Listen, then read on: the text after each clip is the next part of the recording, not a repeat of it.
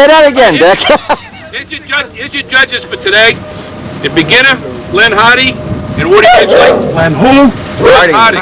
Okay. Wow, when you say that. Smile. Harding, Len Harding. Hardley.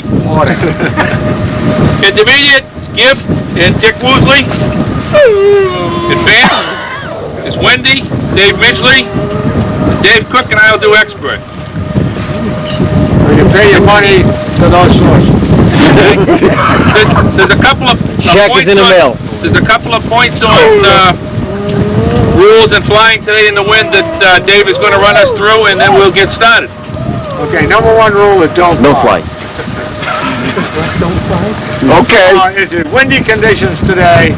We expect the pilot to be in control of his airplane, but it's the judge's decision.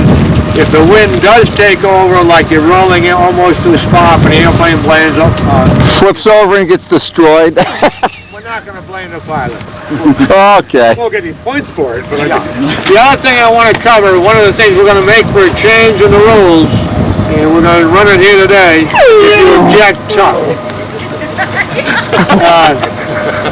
On the flight being official, right now the rules read when you pull out of the wing over inverted, the flight's official. We are saying the flight is official after 5 laps unless you wave it off. Okay? That keeps you from having to give us a hand signal or anything else. If you are not satisfied with the flight, wave it off before you start in a reverse wing over and that kind of thing. Everybody understand that? It's a simple rule. You know, people have said the wing over is good. Where's Glenn? Let's put Glenn in the box. After 5 laps, it's official. Keep the change. Any objection? Yeah, on beginners, you can fly in short. Yeah, short pattern on beginners.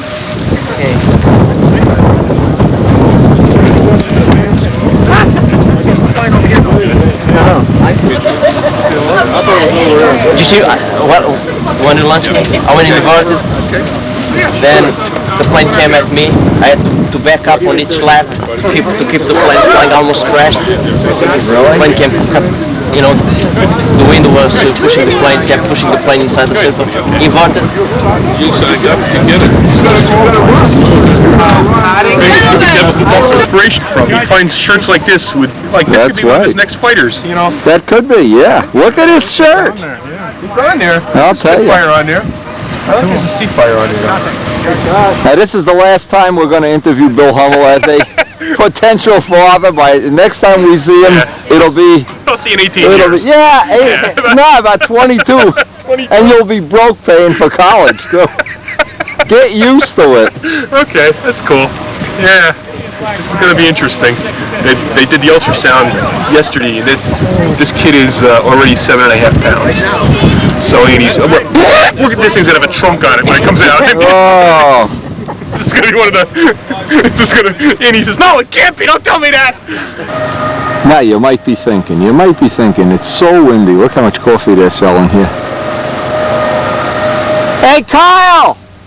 How about a cup of coffee when you get a chance? They might be thinking, why even have a contest? Look, people are hiding in the outhouse to avoid the wind. Well, it will be fun, and we will make the most of whatever. We'll make the most out of it. Look at Midgley. Look at this guy. Midgley, take a bath, shower, shampoo, deodorant. Anyway, it was his birthday yesterday. We had a great time. Nobody wants to be the first one to fly. Noel Drindak actually is the first one to fly, but just cream. We're all sitting around huddled, freezing, bullshitting. But I'm sure we will get. Wind is really terrible. I hope nobody loses any planes today. Noel Drindak's going to be the first one up. We are not going to get a lot of video. I'm afraid I am the lucky one that Dave and I are going to judge all day, and I think it's probably going to be a good move. And sit around here, everybody's waiting for the next guy to fly. It's pathetic. I hear sirens going off. Unbelievable. Hey, we had a great dinner by P.J. Scott's last night. The one thing, the big jets will be going in and out of here all day long. I don't know. You never know when one's going to come by. Kind of cool. They're working on these guys. They got some kind of tower here. Great place to have a contest.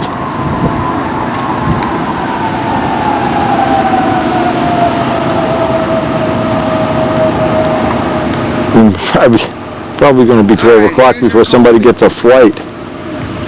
Man, oh man. I mean to tell you. What a guy! Oh, what a guy! What a guy! Thank you, thank you. Look at this. Yeah, I'm the only person dumb enough to be out here in shorts today. No, you weren't. No, you weren't. Did you have shorts earlier in the day? Carlos's pants. No, you bought Carlos's clothes. I originally wore shorts today. Yeah. I thought the Philly Flyers were a tough group. You know, like they never got cold in the cold. You know, it's. I don't think so. I think who's this over here? We're still waiting for Drindeck. I bet he went back to the car. Ah, you're ready? Okay, he snuck up on us. Can you hold the plate for me? Oh, yeah. No, there's no rush. Whenever you're ready, be careful.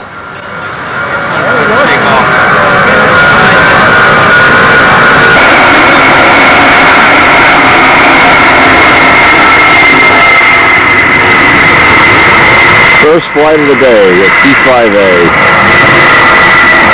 Nobody wants to fly. No.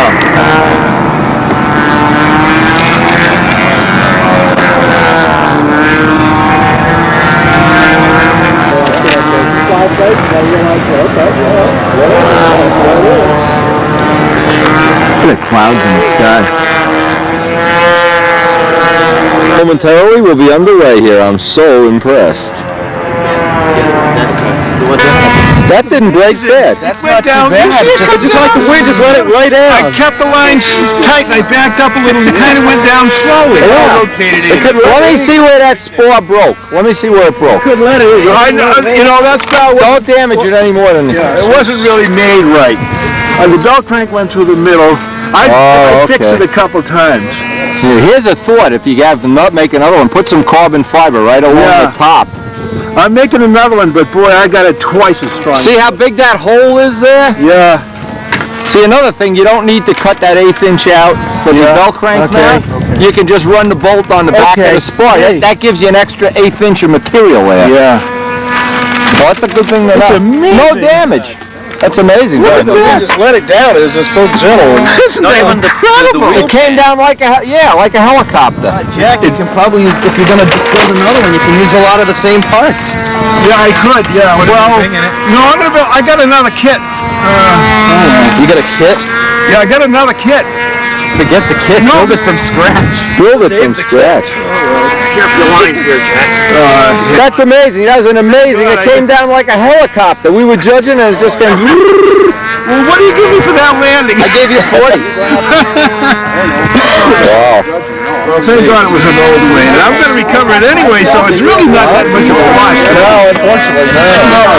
Where's my box? Where's my box? The wedge just came down. It's so amazing. It just came down like a helicopter landing, yeah. The engine was sort of. That's like, oh man. Say, if anybody would want to get that round 2 flight in, Carlos, if you were, there's 4 guys for the day. Leon, you didn't get your flight yet, right? You picked them up and started. I'm sure everybody's going to want to get that round 2 in. Hey, Dave? Have you flown your round yet? It's not difficult to do. It's just a little time consuming. I did it with dental materials. I laid right. compression and then poured it up in resin. I think that just folds in the wind. Well, the hole that's cut for the belt crank is, I think, bigger than what they normally should have. Yeah, I mean, it's like, it's going to tear this plane up. You just want that hole to be big enough for a belt crank to move around for it. Exactly. Exactly. And then for my Cobra, I already have carbon fiber laid up between. Put plenty of it and go tip to tip. Just wrap it around. The stuff doesn't weigh much. I got it all the way out underneath the cap strip, so it's not in there. Yep. I used to, when I made mine, the I-beams, I used a yardstick. That worked pretty good. No, it's Connecticut. Yeah, yardstick is lighter than heavy balsa wood. Yeah, it's thinner. Oh, is it? And it bends and it doesn't break. That's the key. What do we have? Do we have 2 phones? I don't know. Somebody's leave. I don't think we're going to get much more footage today. I only have one battery with me. And the wind is so unpredictable. Jack lost his Aries. 2 or 3 of the guys over on the other circle have lost the profiles.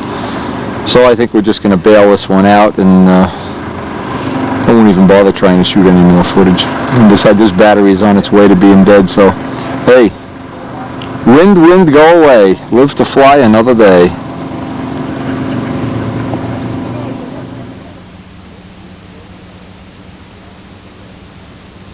We have warthogs coming in. We have a whole formation of warthogs coming in.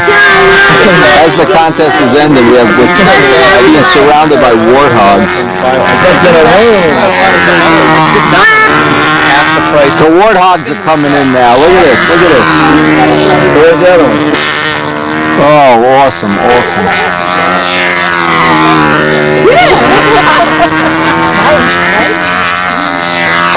There's 4 of them all together, right? Oh man, these things are cool. Which one was that? Number 2 or 3? 3, that was number 3. The gray one? The gray one. 8 times. Go visit his office all the time so I can stare at it. And give it a pet now and then. Why don't you take this hand and jack it off? No one Vic. He'd do this thing and he'd put it and he'd have it rotating. In his shop, they have it. Oh, jeez! Flipped over on landing. In his shop, they have a concert hall. You're not going up again? Okay, you're the last one. So, it's he makes the world considered by many. That on down there. Full wrist rush. Ooh, you hear that? Awesome. The Warthogs, C5s, and plenty of wind to flip your plane over on landing. And light waves. And light waves flipping over in the breeze. All right, so I would say Leon is probably the guy. Will Suarez fueling up for the fly-off, which is done by taking the He1 expert, of course, and the score, and now he has to try to better his own score. The other people have all flown. He's got these that are the last one. The wind is blowing beautifully.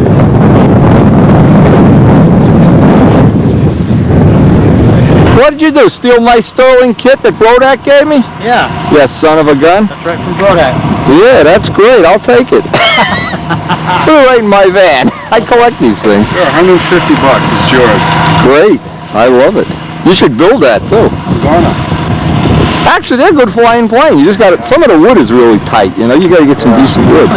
Nice plane now. It's not bad. Look at it. Repair it or something. Okay, take some baking soda when you go home and shove baking soda down in the crack. Let the baking soda absorb whatever oil's in there, and we'll get some epoxy and a hairdryer. We'll fix. Don't worry about it. Don't give it any thought. After fixing Peter Michael's plane, everything else is easy. Oh, no problem. Don't even think about it. Hey, you got a couple contests left. Have fun. Then we'll worry. In the winter, we'll worry about fixing stuff. Just get it to go through the season. Building stuff. Building. Get that Cardinal kit cooking, baby. Airplane. Get that Cardinal kit cooking. Okay, this is going to be Bill's. We'll hope we'll get it. The fly-off flight, the other 2 people have already flown. I don't know what the amount they went up by, but Bill was already a previous Mass Cup winner, and it's always nice. This is one of the fun fly-offs, like the Circle Burner fly-off. Always one of the things you kind of look forward to.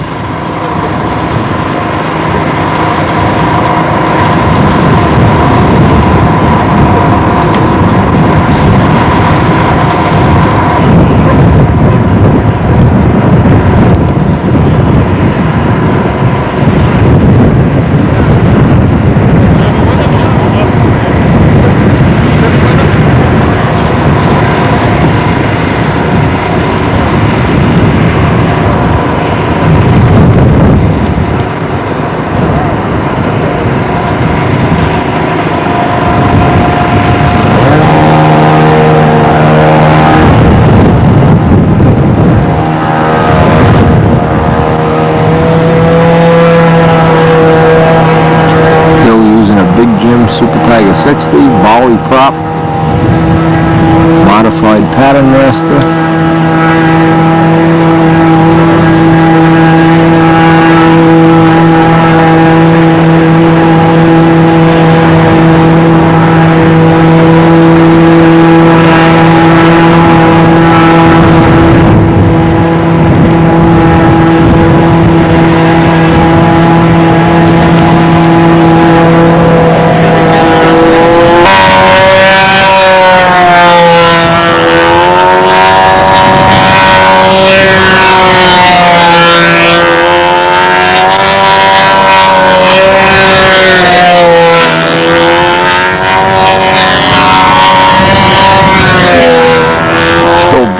Breezy's not the right word, downright windy as it's been all day.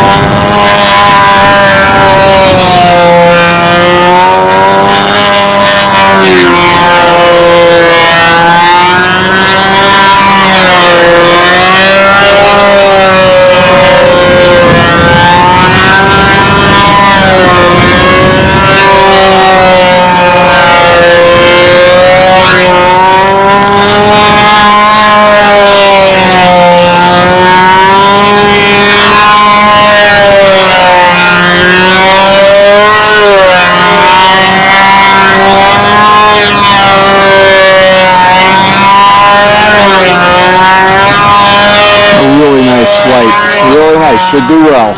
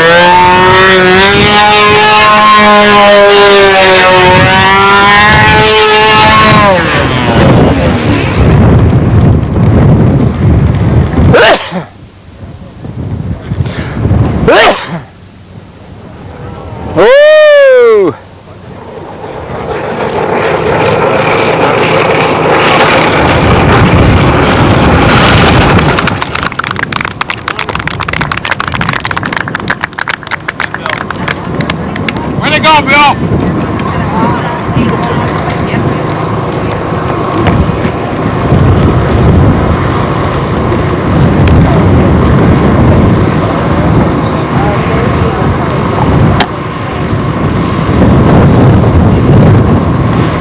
You know, no, look good. Yeah, I just need some release. Shame. Excellent wing over. Excellent wing over. Well, you just decided to go to 2 and lock there. I know. Kind of thrown around with your fuel there. How much you sucked it out, and he blew a bit more than it's put out. No, he withdrew more that time because he knew it was going to be faster, but the thing did go on, you know, kind of like you said. Yeah, when you go in a click, you know it's going to use less fuel. Oh, yeah, It never uses more. No, he took out more. He took out more than the previous time with the switch, but see, on the last flight, he did half that number of laps at the end of the flight. Nowhere near that. Oh, that's an ass breaker when that happens. You know that. And hot, and just kept going and going and going. But you know what? It's like football. When a ball bounces left or bounces right, that's, you don't like it. You don't play The last football. time I was up here, I had the same thing, lean runs. Yeah. It was over. Oh, yeah. You lose 55 points, yeah. Hard to go up and score. You got to give up 55 points. It's an excellent flight, though. Really Yeah, it was was a good. good flight, yeah. Now here's a happy man. I was proud of you. I was proud of you today when you said, I won't fly the second flight. I said, yes. That was a good choice. Wind was up high. Yeah, it was nasty. I wasn't going to improve. Well, you saw how many planes got whacked here today? Like 5 planes. Really? Yeah. The Aries folded the wing. Yeah, it was. Down on the other circle, 2 guys got, Carlos flipped over on landing. Yeah. And busted up the plane. Actually, he did his after landing. Yeah, I'm saying, how do you win with that, you know? You pass and you go home. Yeah. You live to fight another day. Absolutely. I like living another day. Living another day is not the worst thing in the world. Not at all. Go to the cemetery, see how many people would like to live another day. Do you know if the PA-40 side exhaust would fit in the same mounts as an FS-40, the FS-46 Max thing? Do you know much about the PA? No, I'm not familiar with it. You could call Randy. Randy I will call. Yeah, did you see? 4th place, Dave Dudley. Hey!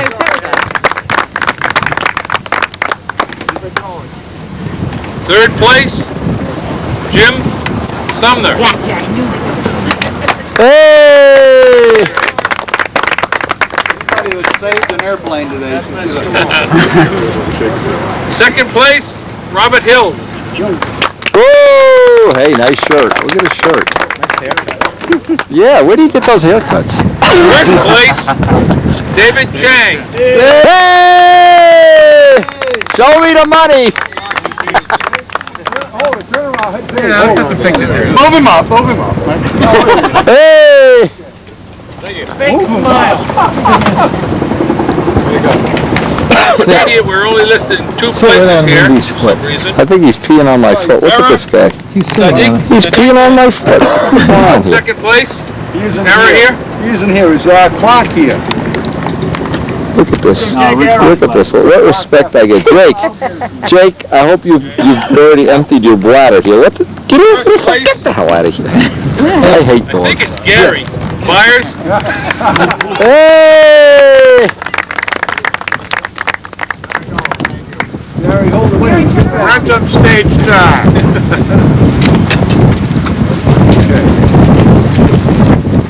Is it 2 in a row? Advanced. 4th place, Noel Dendrick. Hey!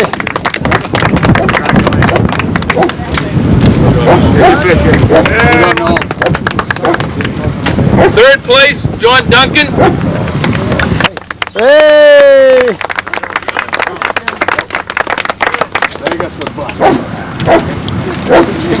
2nd place, Carlos Sierra. Hey! Nice landing, Carlos. Thanks. 1st place, Leon Bowen. Woo!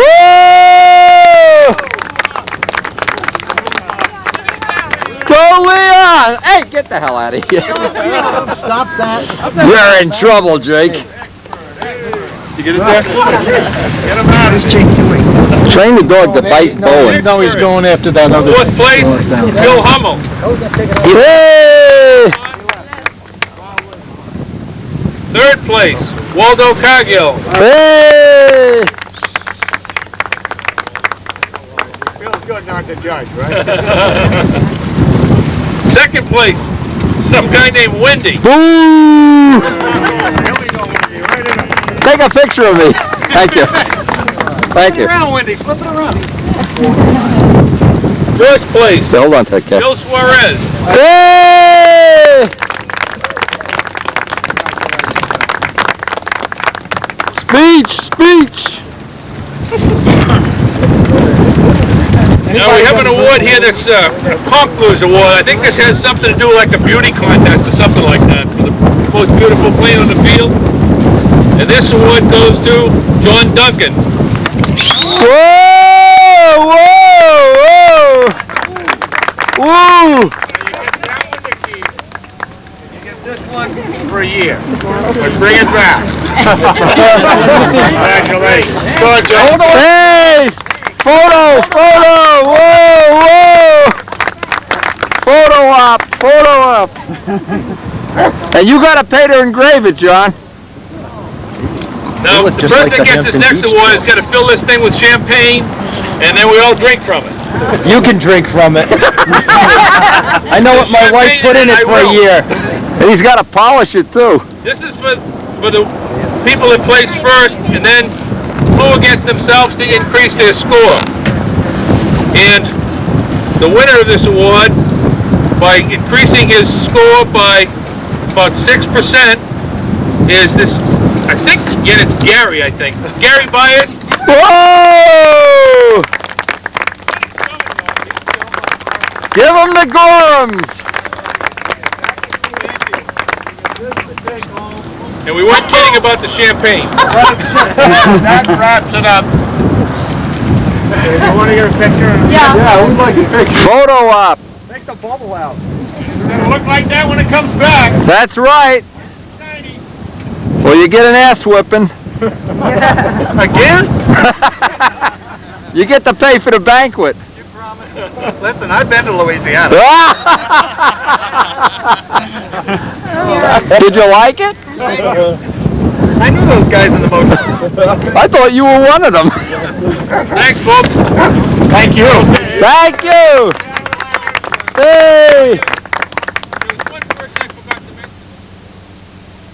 His neck, I think we need to give him a round of applause. Yeah!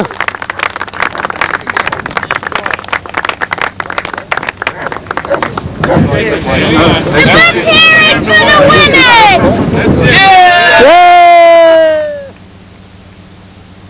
to end the contest, huh? Oh my God, look at these things. What a way to end the contest. Anyway, was it a good one? It was a windy one. Had a good time. And we'll be going out with a bunch of guys, basically the people here, and have a, I hope what's going to be a really nice lunch, which is always a nice way to end the contest. As the A-10s do a flyby.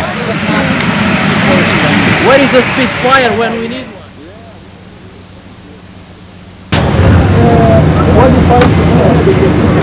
Hey, Concourse King. I don't want this to go to your head or anything, but congratulations. Good show. Thanks, Wendy. See if you can rub some of that off on Scott Smith now. Hold a seminar and make him go listen to you for a couple hours.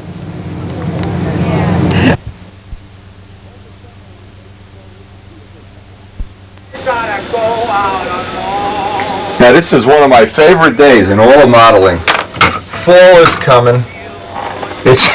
It's raining and cold and damp, and my nice supply of 2-pound wood just came in. And I thought I'd put a couple minutes of this on the tape because I do this every year. What I want to do is basically go through 100 top blocks. And what I want to do is take out, I'm going to be making some cardinal kits up. I want to take out the heaviest ones for the wheel pants and the cowling blocks. So what I'll do is sort these into 3 piles. I'll weigh each one, I'll take out the lightest one, mark those up for inboard wingtips. Take the heaviest ones, are going to become outboard wingtips and wheel pans. And the pile in the middle will be what I use to make the turtle decks. So I really want to wind up with 3 equal piles when I'm done with this, and that should cover me for the next batch of kits. The problem is, a lot of people, I've seen this happen, and this I guess is just worth mentioning, a lot of people go out and take the lightest block they have and make the outboard wingtip, and then take the heaviest block and make the turtle deck. You know that's a problem. Also, I have another box loaded with sheets, 16 sheets. I want to take out all the 16th sheets that are sea grain to save for ribs if I want to make a Nobler, if I want to make a Cardinal or whatever. Sea grain makes nice ribs. I also want to go through the 1/4 inch wood that came in, take out all the sea grain to use for flaps. All the 1/8 inch that came in, the 48 inch wood, to make sea grain fuse sides. You wouldn't want to use sea grain on a leading edge. You want to use A grain, but to go through a pile like this, if you don't go through it and mark it, I mark each block what it weighs, what will happen is, somewhere in the building thing, you wind up using the wrong grade of wood somewhere, and then you wind up needing nose weight or tail weight or inboard tip weight or the million problems that can happen. So what I'm suggesting is, especially at this time of year when you really can't get any quality flying in, you get a nice wood order in, no matter what size it is, always grade the wood. Always sort it out. Get the A grain for using any kind of molding. The C grain, flaps, fuse sides. The real light blocks, the super light ones, inboard tips. Mark them, inboard tips. The real heavy ones, if you get a 9-pound block, who cares if you make a wheel pant out of a 9-pound block? This is going to be getting beat up every time you land. Grass, rocks, grasshoppers, groundhogs, you know, every time you put it in a van, there'll be a screwdriver underneath it. So that's one of the things that I find, like when entry-level people start doing this, they just think you put wood anywhere, like building a house or a dollhouse. No, you want to get the lightest wood that you have, hopefully, out on that inboard tip or at the tail. The real heavy wood, the real heavy stuff, an outboard tip you can make out of concrete. It won't matter. Be a little duff of the carve. Now I always look through the blocks, and I haven't gone through these yet. I always look through the blocks for any that have the grain going straight down the middle. A lot of times the block will go, and here's the grain going off. You don't want to make a mold out of that kind of wood. That kind of wood, as soon as you carve it, it starts to bow off to one side. Again, that's the kind of thing you can use up on wheel pans, tips. If I get one piece here, this is 1-inch block. If I get any of these that are really totally true and totally straight, what I try to do, use that up on, say, a mold for a top block, where you want to keep it nice and straight. The grain in the wood is a significant thing. If you find flap wood and you see the grain going perfectly straight, that's going to be a great flap, especially if it's sea grain. If you see grain and all of a sudden at the end of the wood it goes off to the side into a tree branch, that flap is going to wind up going off to the side. So doing a little bit of this work today. As soon as I get these put into piles, and I guess I got a half an hour work or so, but I take each block,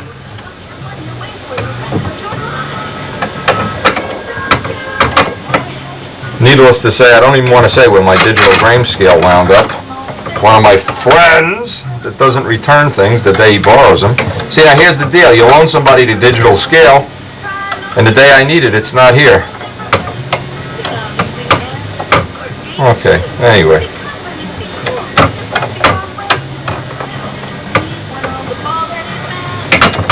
Boy, this is a really light one. Ooh, I started off right. These are typically about 120 grams. This one's under 100, that's 113.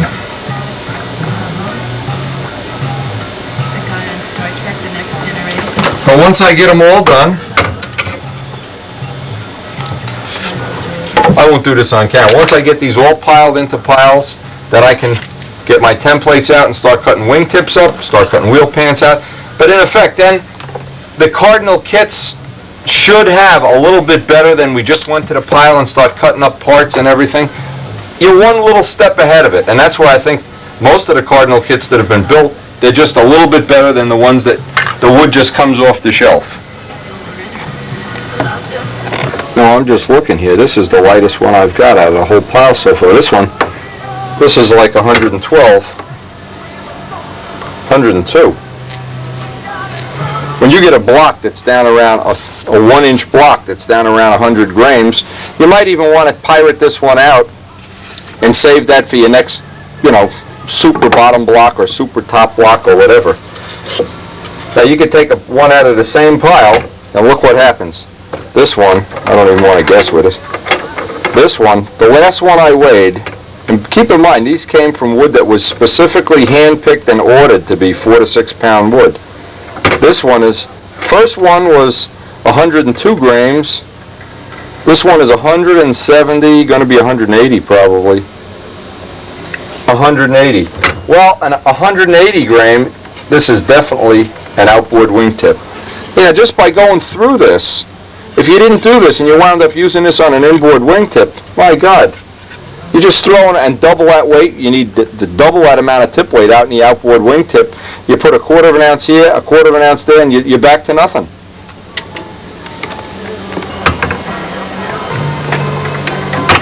Well, this looks like it's going to be the lightest one in the whole pile. Whoa! We got a couple here that are 100. I got one that's 102. This one's 107. That's real good. And typically, you have to be realistic.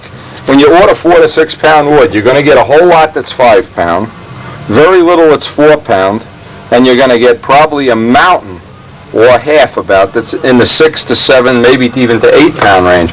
And the variation is astronomical. Oop. Wheel pants. You don't even have to put a mark on that one. But every once in a while, you'll get another heavy one. Every once in a while, we're going to have a lot of wheel pants and wingtips here.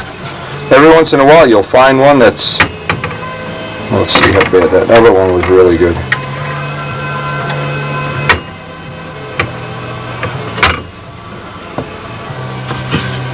When they get that much heavier than that, I don't even want to weight them. They're just going to automatically be outboard wingtips. Now, just typically spending a half hour, an hour like this on a typical plane or a kit, you can knock a couple ounces off just in wood selection. A lot of people really don't estimate that correctly. They just think, well, I'll just use it. This is going in the other pile. Ooh, see? See, this is what happens. You go through 4 or 5 bad ones, they probably all came out of the same tree.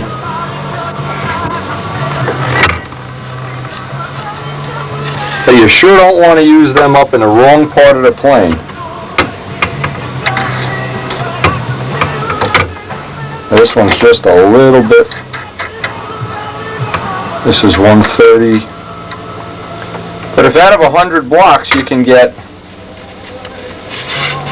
the wood distributed in the kits or on your own building project where you think it's going to be the most effective, number one, it's going to mean less nose weight, less tip weight, less everything weight. And if you get that C grain in the right part, you're not going to have warps and twists and need, any kind of correction things like trim tabs. Now, this is about an average thing, I would say. Out of this selection, we've got most of them fit right in the middle, and there's about 1/10 of them that are way too heavy, and we'll just dispose of them into the wheel pant collection.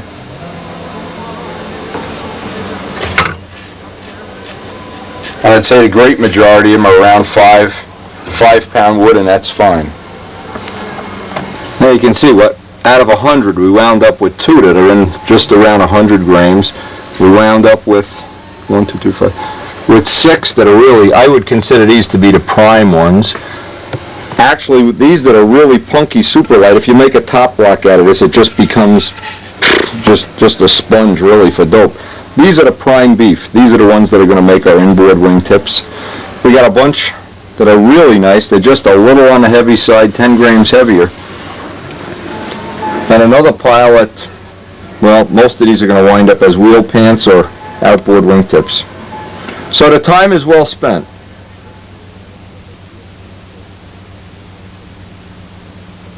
Now what I weigh the sheeting up, there's a couple of things I look for. These are 4-inch sheets. These are going to mostly, they're all going to go in cardinal kits.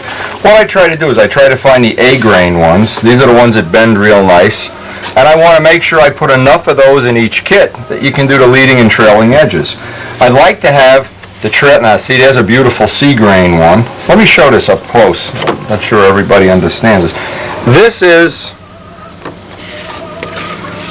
what the sea grain wood looks like. It's kind of stiff. So you would want to use this on a trailing edge.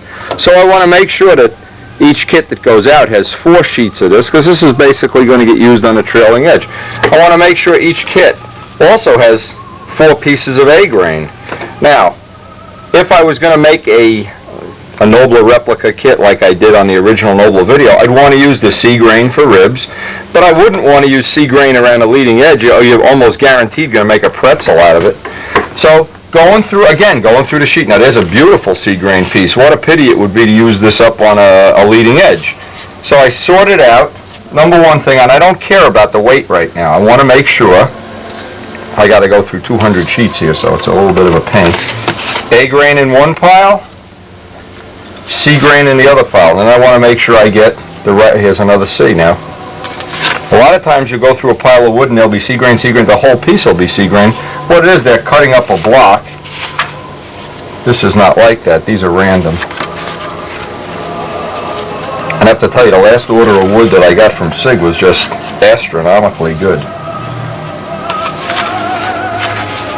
But just getting it sorted out. Again, if you're making kits or you're making your own kit and you want to get the wood ready for the kit, you don't want to use A grain wood for ribs. You never want to use A grain wood for fuse sides. You use a piece of A grain for a flap, this is what happens to it almost every time. You want to use C grain. Fuse sides, you want C grain. So a lot of times a person will take the lightest piece of wood they have and say, oh boy, I beat the system, I have this real light piece of wood. But the problem is, this is what happens. See the twist in the wood? That's the problem. That's what happens to a flap when you make it out of A grain wood. It's a problem. That one's nice and stiff. A lot of times they're really B grain where they hit. This one is half and half, another B grain. I put those with the C, and then when I lay ribs out, or if I do any cutting, I'll take it off the C grain side.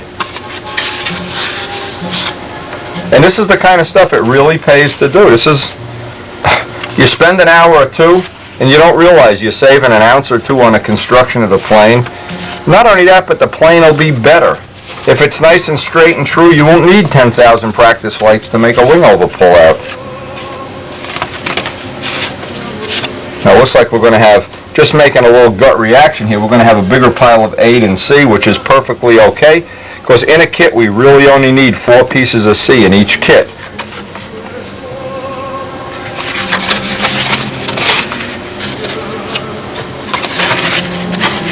Again, you hear a lot of people, they call up and they say, gee, I built the Thunderbird, or I built this, or I built that, and it's way too heavy. What can I do? Well, it's too heavy already. What you have to do is go through this. It's a nice C. Go through it before, not after. Another thing too, the center planking, you really don't want to use unless you have to A grain wood there. Nice C grain wood is definitely a little better there.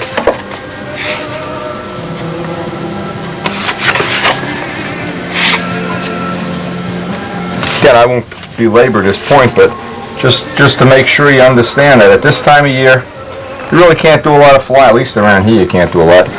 But doing these kind of things ensures that your next model is going to be lighter, straighter, better in every way, and probably more fun to build and fly. Ultimately, it's going to be more fun to build and fly.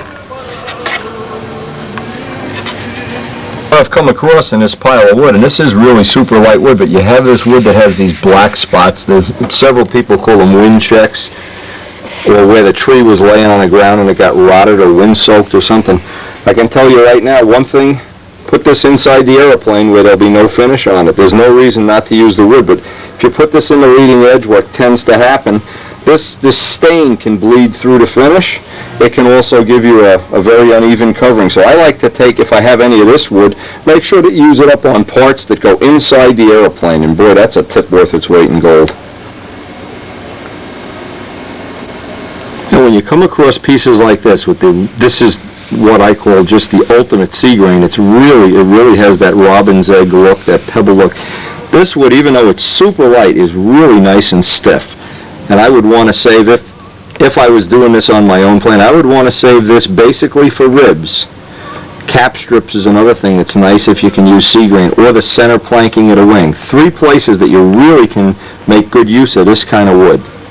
Fuse formers that go inside the body, really make them nice and rigid, or if you're going to laminate and make balsa plywood where the grain goes in 4 or 5 different directions like on a Seafire project, that's the piece you want to use, not A grain. Always try for the C grain. As I go through this pile of wood, another tip-off, I come across a block. They must have cut a block that had this giant mark in it. And what it is, you really wouldn't want to use that up. See how crooked the grain is? You really wouldn't want to use that up on a part that might warp, a leading edge, a trailing edge. That's the kind of stuff, yeah, you could make formers, something that's balsa plywood, something that really isn't important, but I wouldn't want to have a structural part, and certainly not a ring spar.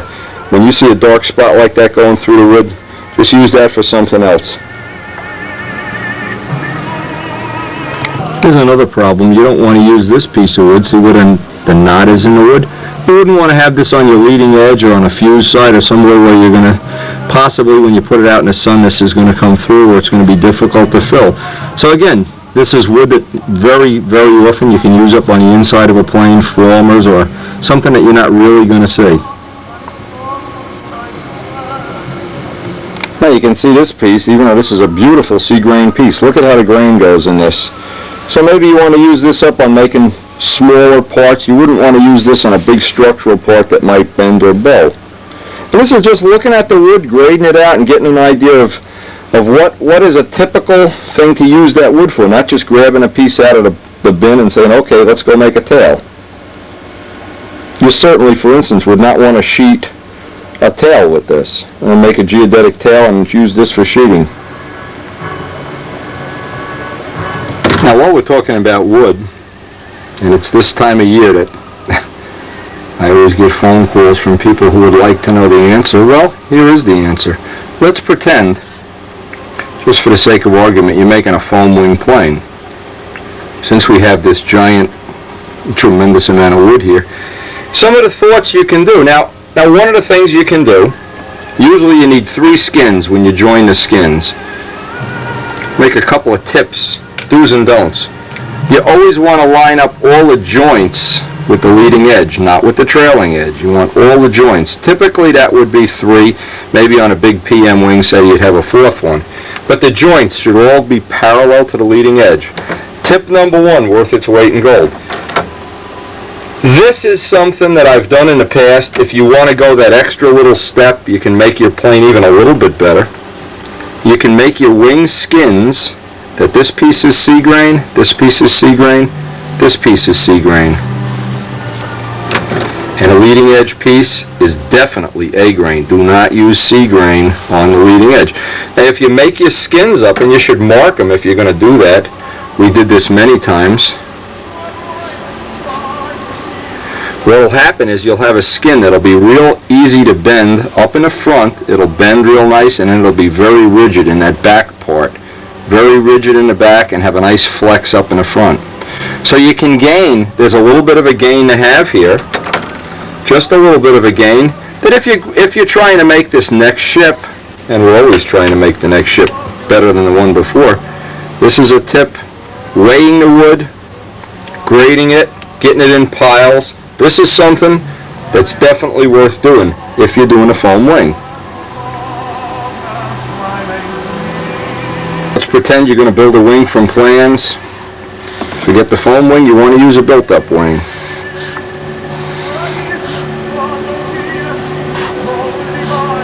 And just make this oversimplified. Because this is the basic stuff that most people, not everybody, but most people, until you've built X amount of planes and built them and they've not come out as well as you'd like them to, it's always a problem. This is always an ongoing problem. Well, again, you'd like to use up that A grain wood, that real nice straight grain A grain wood up in the front. A grain wood. But definitely, if you have some really nice C grain, even if it's a little heavier than the A grain, use up the C on this and on the cap strips. And definitely, absolute definitely, if you're going to cut a set of ribs, especially if you're going to cut them from nice ribs, by the way, if you're going to cut ribs from templates, and you're going to wind up doing this, putting the holes for the lead outs where they're very flimsy and weak, you definitely want sea grain for that. Just some good tips that'll help you go, just make that plane just a little bit better. Now let's just pretend we're making just a typical airplane. And we've got a choice now of many different kinds of wood. Where can we use this wood up? Well, if you're doing a cowl block, you can use up hardwood, because that's going to take a real beating from time to time. The landing gear doors, this is wood that can be hard. It won't really matter, not as much as if you use up a piece of hardwood to make the rudder. But you want to take the best piece of sea grain that you have for the rudder. This is the lightest wood. You'd like to get as far back in the plane as possible. The lightest of the sea grain. For sure, you want the fuse sides to be sea grain. You want to take one of those really nice, ultralight, straight blocks. So I'll just mark that with an S. You wouldn't want a block that's going to hollow out and carve like a pretzel. Same thing with the bottom. And you always wind up with some A-grain wood you're trying to use up. Well, you can make any of the replacement parts if you're going to make balsa plywood. Now we do this on Cardinals and Seafires and stuff. That's a place to use it up. If you're going to use the method of making up multiple grain formers, you can use it up in the back. If you were going to use a sheeted tail, remember, this is not really, the sheeting where it's going to bend around, on a foam plane especially, that might be a good place to use it up where there's a lot of curve. You want to use A-grain wood. Where you want it to stay straight, you want sea grain. You always get, and this is a question I've always wanted to use a very blunt, brutal answer on, but this is the best answer I know. And honesty is always a hard thing to convey to people without offending somebody. You want to get 4 to 6 pound wood. That's what we're all striving for. And somebody will always call me up and say, oh, I just ordered it from this guy or that guy, this place, I bought a kit, I bought that. The wood is not 4 to 6 pound wood. Well, the way I find that you can get 4 to 6 pound wood, whether it's Sig, Riley, Wooten, any of the other distributors, 40th Street Balsa, is buy a lot. Number one, it seems like when you buy a lot, you have a better selection, and then go through it and grade it. Well, anybody's going to tell you, if you buy hand-picked 4 to 6 pound wood, you're going to get a couple of pieces that are 4 pound. You're going to get some. When you weigh it and grade it, you're going to find out that the absolute majority of it is right around 5. And there's always going to be some 6 that's really 6, 7, and 8. And there's places you can use this up. Cowlings, landing gear legs. There's places where this is not going to be a killer to use. But the majority of it is going to wind up being 5 pound wood.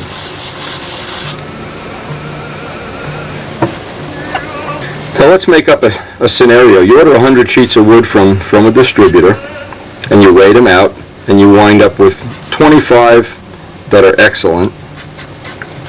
You wind up with 50 that are okay. And you wind up with 20. I would say this is the ratio. That's questionable.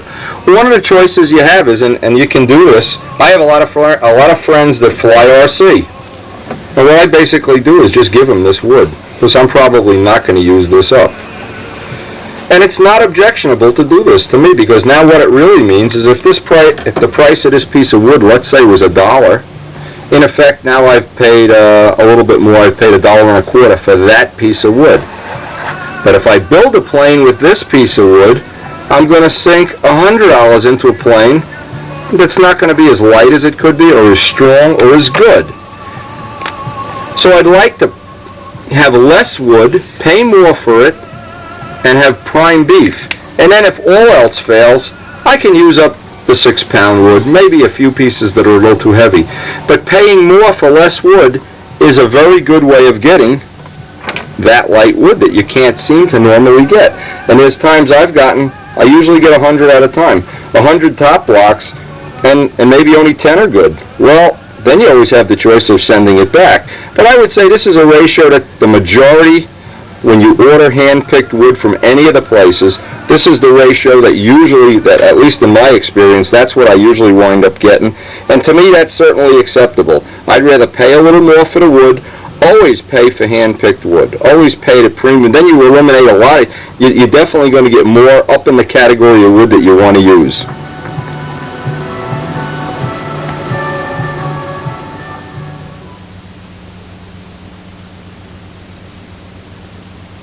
Now today, I'm working on this Nobler with Ken, and honest to God, I had no idea. I opened up a big box, as usually comes in here, and I thought it was wood. I thought it was more balsa wood I had ordered. This came from John Brodak. Now, I never even knew that this kit existed, let alone that people still had one. And this is a beautiful plane. I'm really, really impressed what a nice plane this is. And it was funny, Jack Sheeks, at the team trials, he tried to talk me into building a scale Spitfire. He said, "Oh, build a scale Spitfire, try out for the world team, bump, bump, bump, bump." Well, if we ever do decide to do that, what's uncanny about this? First off, it's a really classic, nostalgic kit.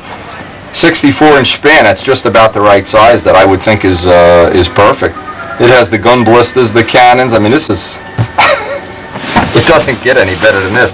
So if you ever think all these guys on the world scale team, they're probably all going to take up a vote and send out some hate mail against me, but I'm really not going to build it. Not right now, anyway. But boy, I'll tell you, that is a beautiful kit. And I didn't even, this is George Harris's Supermarine Spitfire. Absolutely beautiful. John, I'm speechless. I can't tell you. Here I am trying to make up a video, and along comes this in the mail. I'm shocked. Thank you very much. You have the wood all graded out. Obviously, the next step is pretty simple. You've got to decide what you want to do with the grading. Now in this case, again, heaviest pieces become wheel pants and outboard wingtips. If you're going to put an ounce of lead or 2 ounces of lead in the outboard tip, it's pretty pointless to use up your best block. Save your best block for the inboard tip. And I guess we're all thinking about things. This is the time of year, at least, that I'm always thinking. You know, what do I want to do in next year's ship to change it, to make it better, make it prettier, make it more scale-like? Well, I got a lot of ideas. A lot of things spinning through my head right now, and I just can't decide. Basically, because we just had such a hectic schedule with our lovely tenants. But it won't be long. We got the circle burner contest coming up this weekend. I should have my kit production done this week. Ken should have the Nobler kind of moving along. And I'm really looking forward to getting out of this shop and getting down to a nice contest weekend. So hope you'll be around for the adventure. The great building adventure of 1998. Still yet to be finalized.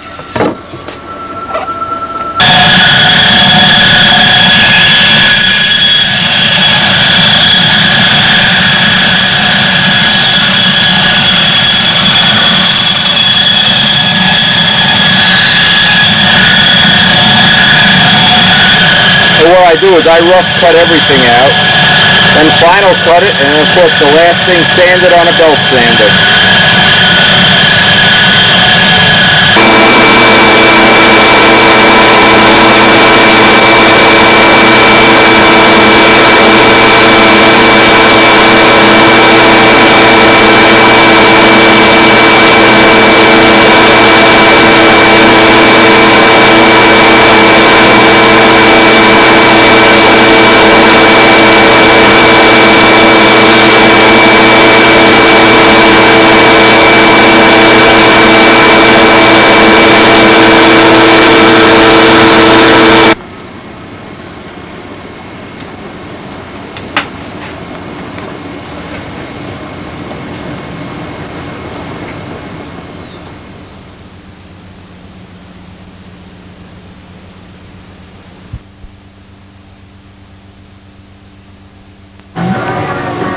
Now, we've kind of shown this technology in the past.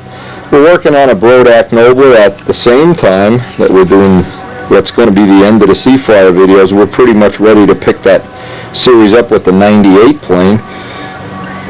I wanted to show this. This was my first attempt at making the cowl. The only mistake I made is the bottom is kind of soft. I should have gotten 2 of those mixes of rubber. You really need 2 mixes to make a mold this size. But anyway, the PVA and the RTV worked real good. And we hope, well, I'm going to run a little test right now, but I hope eventually I'm going to have, or somewhere down the road, some nice nobler cowlings for anybody. Actually, you could use these on any plane. Just design them. Now what I did that's unusual is I used PVA over, this was fiberglass, hot stuffed, and then I used some PVA on the top, which obviously I can take off with water if I want to use this right away. But I want to keep this intact even with the PVA on it till I see if that mold is going to make a repeatable part.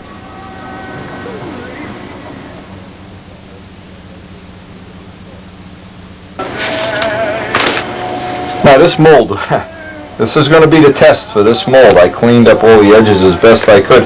I always like to get, and for people that have watched every one of these videos, I always like to get a little box with all my cloth, the little pads, little strips, and the little fine mesh, and some carbon mat. So this will be ready. As soon as I get the resin mixed up, I can go right in, and I'll make the first mix with some West Systems resin 105 and 205 hardener, and put some Cabosil in it, and make what will be the gel coat finish for this mold. I'm going to cut fiberglass cloth, stack up a bunch of newspaper, and that's the easiest way I know of to get a nice cut. Usually it'll cut 99% of the time. You get nice even cuts just like that. And I need to stack these up ahead of time, because once I start laying it up, I only have a limited amount of pot life for that material. And I don't know yet exactly how thick I need to make this, how thick I need to make the gel coat. So I want to test like this. No matter what, it still beats carbonate.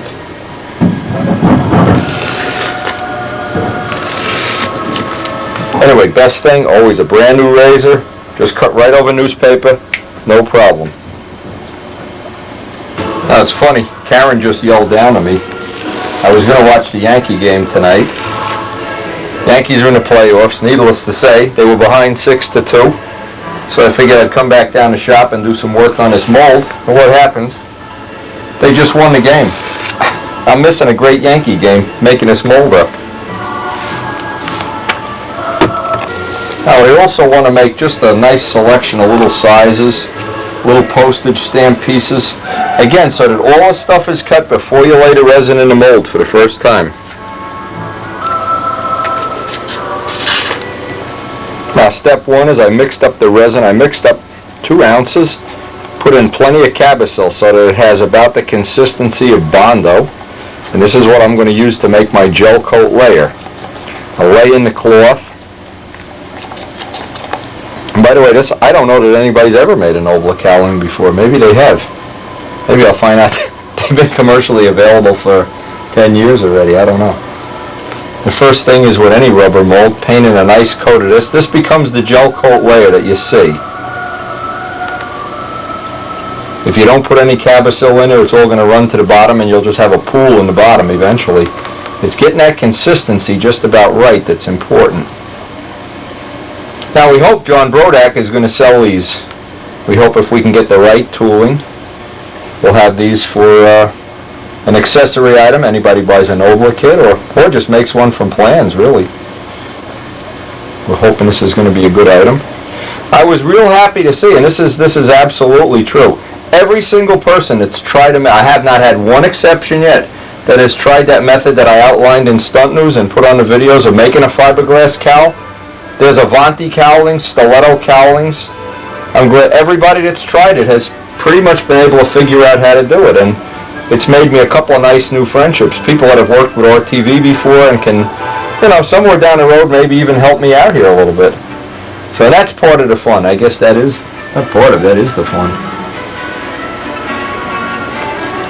Okay, so step 1 is I want to get that, before I lay any cloth in, get that whole mold coated.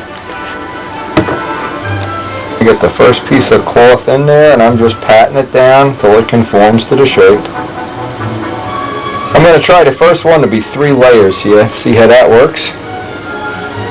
We may need 2, we may need 3, we can weigh it. We can make lightweight ones, we can make heavyweight ones. We'll have a lot of, assuming this mold works, we'll have a lot of choices. Hopefully a lot of good choices.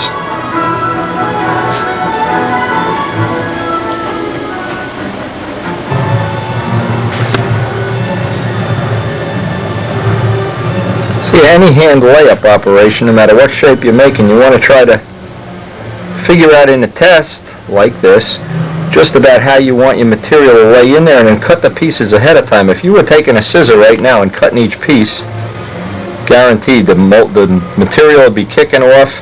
And by the way, West Systems makes hardener that'll extend the pot life, but it won't make it infinite. And I really like to work with the 105 and 205.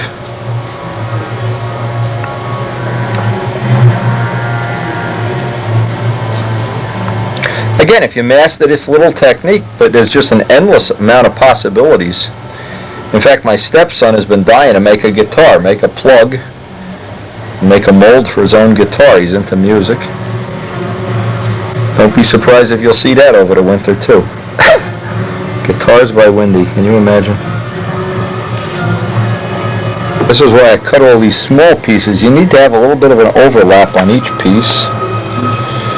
This is such an odd size that I wasn't sure the mold would even work this way. But I've had help from some pretty good people on designing molds. And I hope they're all going to continue. James Tishy sent me in some real good information during making a 5-bladed prop. All of the people that have been helpful, thanks a lot, and keep criticizing me till I get this right. Well, this is a reverse curve up here, so it's a little bit delicate, a little bit difficult to get a nice contour there.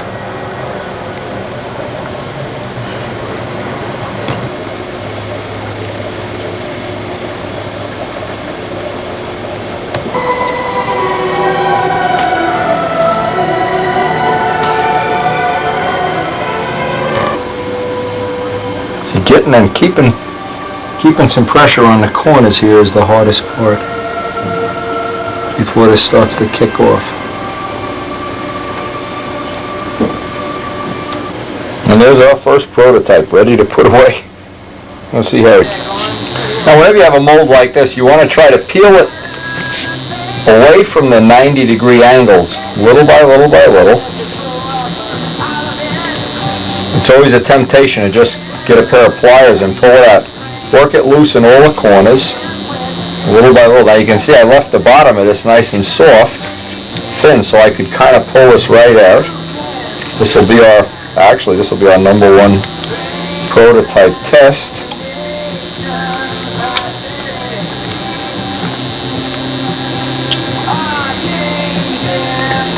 Here it comes, little by little. Just work it little by little around the edge. If you pull it right out, sometimes you can damage a soft mold like this. There it comes.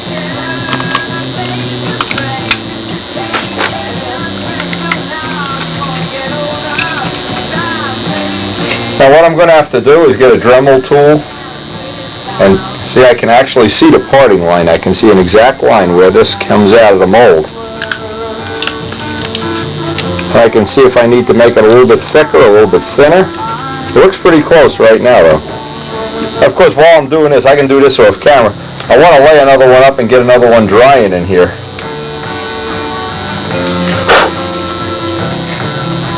It's a good idea to clean these little droolings of epoxy that sit out on the end of the mold, just so they don't wind up being in the final product.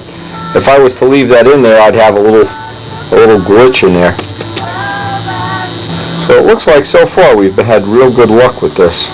We'll try to cast up another one. Now what I'm going to try to do, I'm going to make a yellow one. Since Kenny's going to paint this plane yellow, I'll make a yellow one up and see if that's going to be just one less coat of paint you'll have to put on the plane, having this yellow already. What I'm trying to do is to try a couple of different ways of getting these edges off, and it seems like a parting wheel is the easiest way, and just to burnish them right off.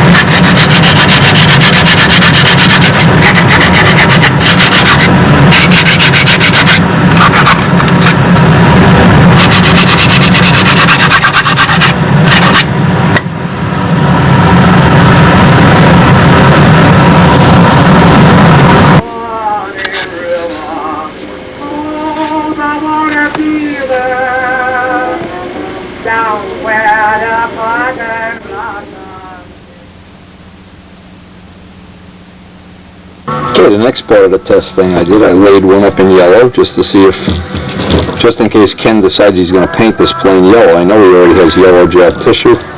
Do a little experiment and see if we can save some weight by just putting the dye right into the fiberglass. Again, we'll see when we pull this out tomorrow.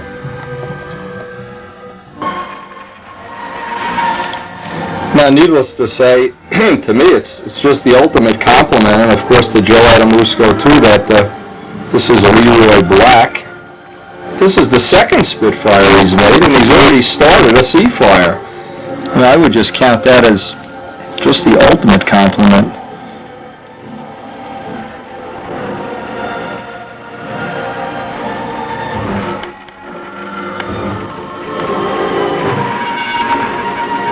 I mean, I don't know how anybody else feels, but I'm just thrilled to see that so many of these have turned out to be successful airplanes that people have kind of gone on and made second and third ones. I know in Europe there's 3 or 4 of them flying. And I'm just tickled, I'll tell you, this is just something special whenever I get a picture of a plane, especially when it's done this well. This is really well done, really well detailed.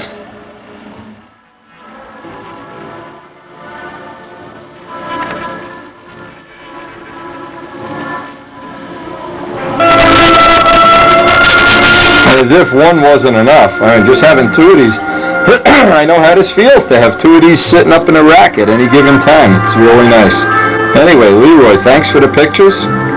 He's even using one of the spinners that Ron made the back plate for. He's got the little exhausts. Just looking at all the other details. The canopy made by Dave Midgley. This is a nice touch, the yellow leading edges. I didn't notice that before.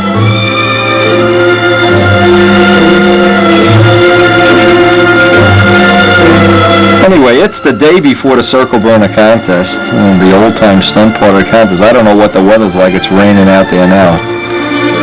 I don't know whether we're going to get a day in or not, but I have a couple more pieces of mail to go through and share with you, and then I guess we'll be off to see if anybody's up the club field.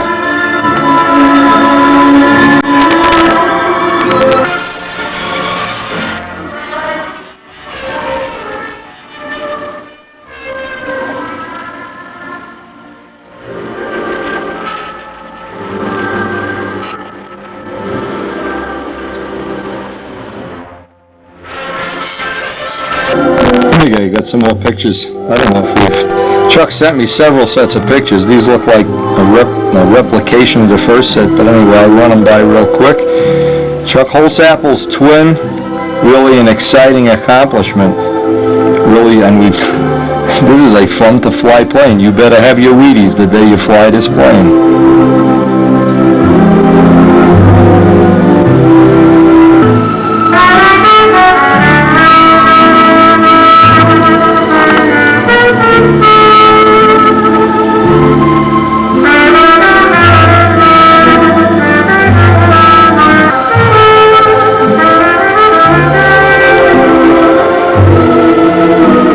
I have to say over and over again, Chuck is truly one of the people I consider to be a good friend. We were friends before Pampa was a big successful multinational, whatever it is now, and he was with me in good times and bad. Chuck, I really appreciate all your loyal support.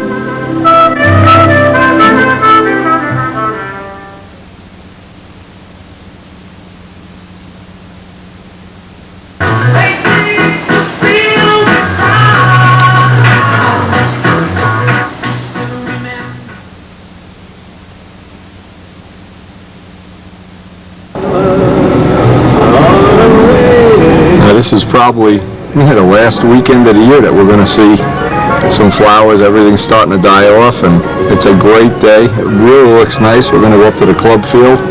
This is the last contest of the year.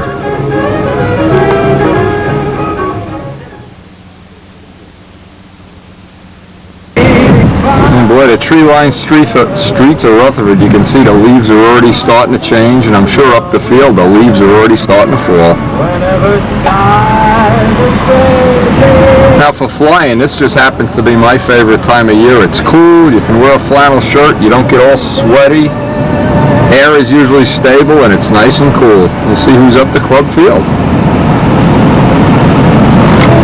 Now, if you live in a part of the country where the leaves don't change color and you don't get this change of the seasons, to me this is really, I guess, my favorite time of year. All of the meaningful contests are behind us. Looking forward, 2 weeks from now we're going to start building a new, I hope we'll have our plans finalized, a new ship for the next year, and we're winding up this nobler project. The sun is out, the leaves are changing, just doesn't get a lot better than this.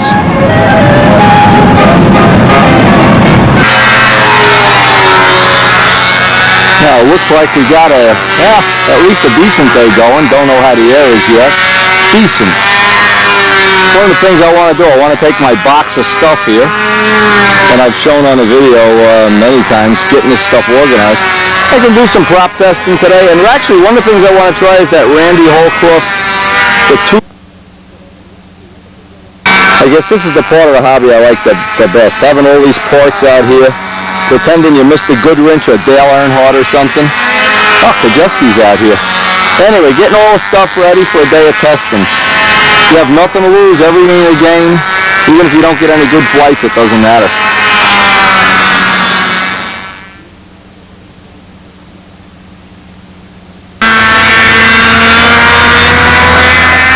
Hey, what I did, I got a preliminary run on. This is Randy's latest muffler. Notice it has a nice stinger, and I want to get an evaluation on just how much of a power gain or loss there is. Hopefully it's going to be the same. Now I did fly a couple times with the tongue muffler first, just to get my square one setting. And we're just waiting for our turn in the order here now before we get a flight.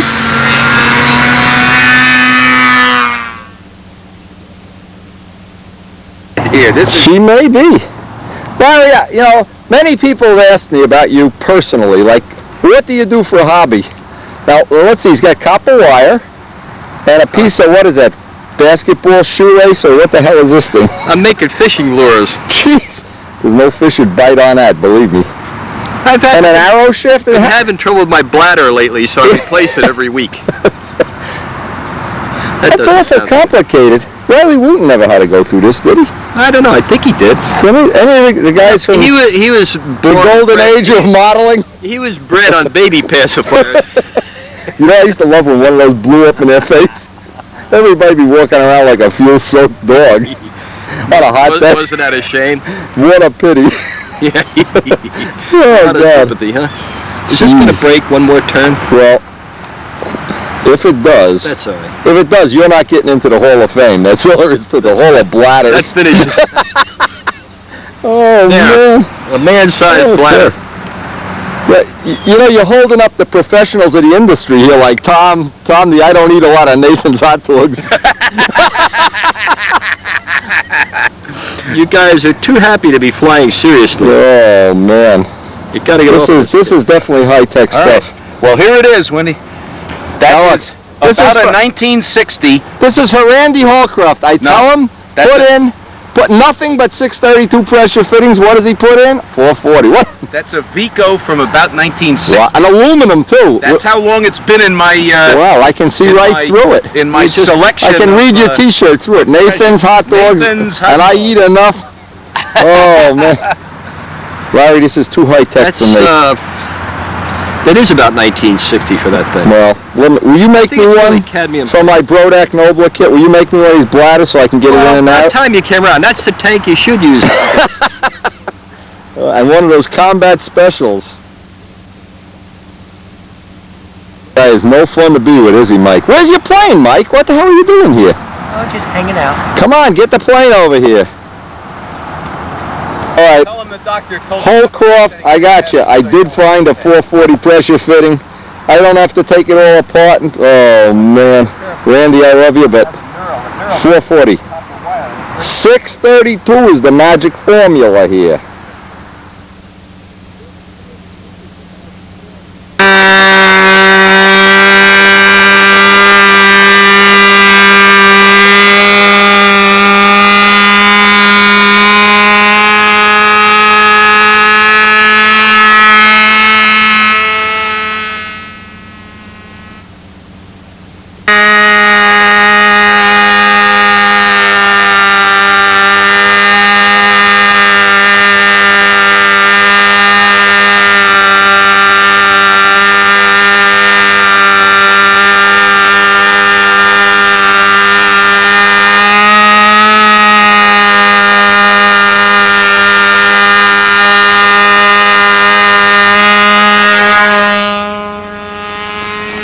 one thing I hate about this. You never have any fun with Larry Scroonsy. Believe me, life is a bore. Oh, Larry, always puttering and making things that don't work and making some things that do work anyway. Future Hall of Famer. I think he holds the record for buying the fewest amount of cups of coffee for the club members in the history of the club, which probably is reason enough to nominate him. So, what a guy. Always fun to hang around with. Tom Hampshire. Podjeski, I see a bunch of other guys just pulled in a lot, so it looks like we might have a nice day here. And to tell you the truth, these are the kind of days that are the most fun of all. The real truth, the honest truth, you're at the field. There's going to be no contest today. Everybody's a winner. We're having fun. Launching planes, changing props, getting greasy, hollering at Randy Hallcroft. Anyway, a couple of flights I have on that muffler. It looks pretty promising. I want to give a four-bladed prop a try. I have the old Spitfire 4-blade. I figure that'll be fun to try today. It's always hard for me just to come out and fly flights. I always have to be puttering and testing and checking and twiddling and bending something or tweaking something. Probably a message there that I don't even know I'm confronting, but anyway. But these days, boy, I remember back in, oh my God, I guess back in the 60s, the same field, I don't know, 70s maybe it was. Remember Eddie Elastic, Harold Price, John DeTavio, Larry Scroonsy when he was younger. And it seems like we're all getting older together, we're all hanging out together, and we're all, I don't know what we're doing together, but you know what, we're still having fun together, and I guess there's a message there. Never quite sure what the message is. Some people have decided to have less fun than us. That's okay too. But we're having it. And we're going to our graves with a smile on our face one way or another. By the way, now I'm just talking about asymmetrical things. Now see, I've built a lot more symmetrical planes than asymmetrical. And this is an asymmetrical plane. And you notice to get it to fly really right, you need this big giant trim tab on the outboard wing. He's got a trim tab the size of a playing card. So I don't know. I mean, I don't know which really is better. I've built Cardinals, asymmetrical, symmetrical. It seems like you can get away with about 1 inch of asymmetry, but not a whole lot more. At least I can't anyway, the planes I've built. Anyway, all a moot point though. Always good to see an old smoothie flying. Go over there and change some props later. It's really a beautiful day. Leaves are changing. Having an old-time stunt contest tomorrow, so maybe some of the guys will be up here later in the day practicing. Always a good turnout. Predicting weather in the 60s. Maybe even the 70s.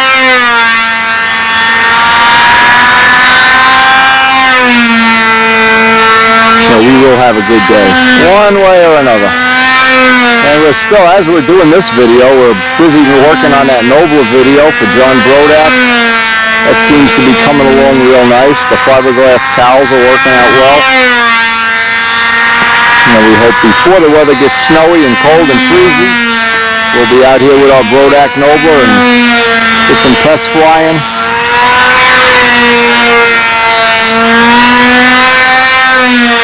But no matter what, I guarantee you we're going to have some fun. Even if we have to take Tom Hampshire's hot dogs. You know, he's making me hungry for Nathan's hot dogs here.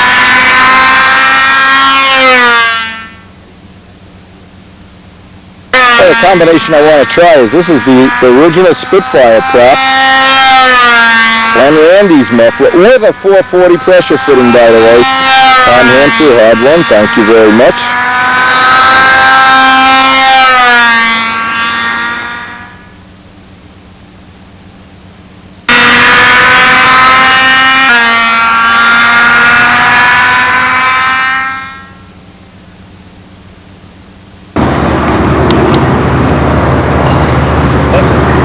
Oh, there's no doubt it looks better with the four-bladed prop. Anyway, now I want to try this combination with a tongue muffler on our next flight. It's off by 2 RPM.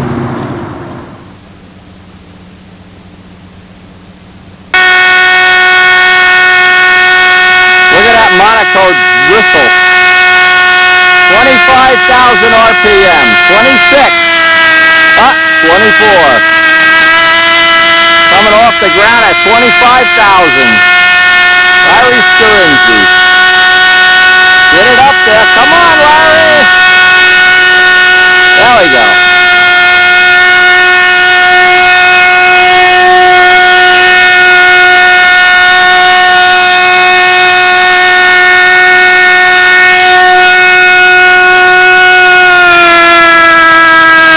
Loses the needle setting.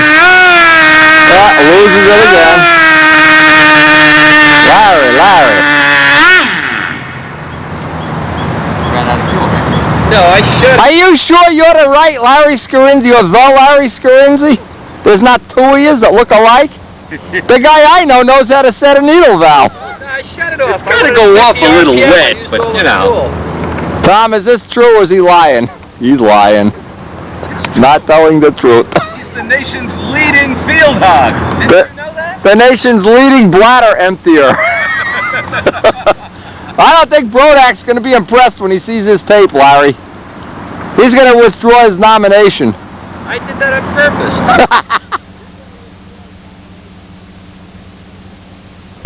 You try to get a couple of flights in, but you know, you have the field hog Scurinzi here, hogging up the whole field doing needle valve settings.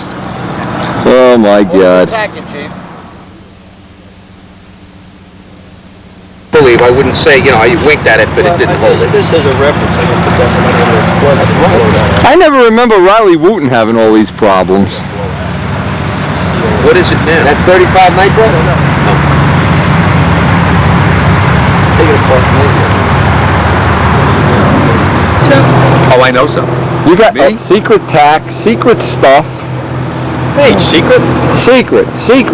There are no secrets by Larry Scurinzi. It's fine, good enough. My buddy poured the whole exhaust cold through it. You have a buddy? Yeah. He thinks so. He thinks so. Wait till he puts that back. Oh, Hey, Tom. that Hall of Fame thing went right through his head, didn't it? Wait. What's the problem? You gotta have a clean crop. Yeah, absolutely. And don't worry, nobody else wants to fly, Larry. Don't feel bad about it. I'm going. Nobody else even would like to get a flight on a beautiful day like this. Fuel is gumming up in the tank. God, my van is going to need...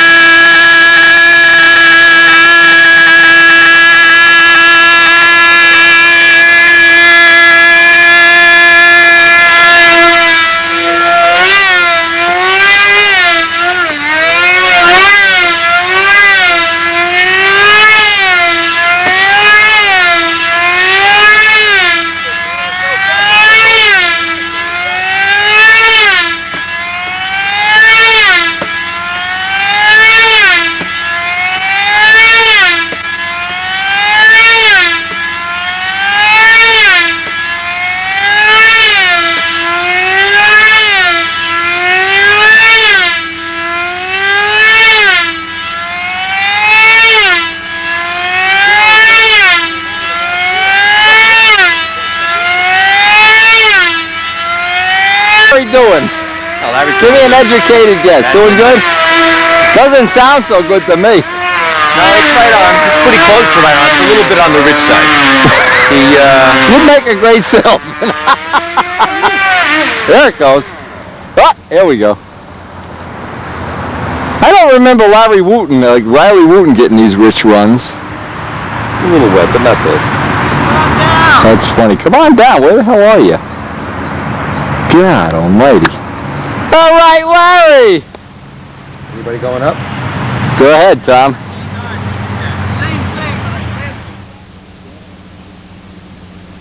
Top pitch seems to change when you go into maneuvers. Tom, you going up?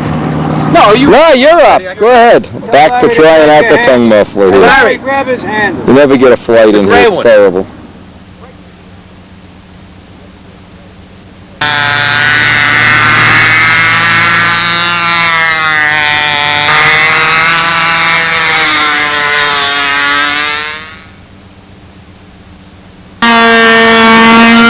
Modified? Is this one of your hot rod motors? No, that's the second one. I'm just running a bunch of tests on plugs and stuff to see what happens.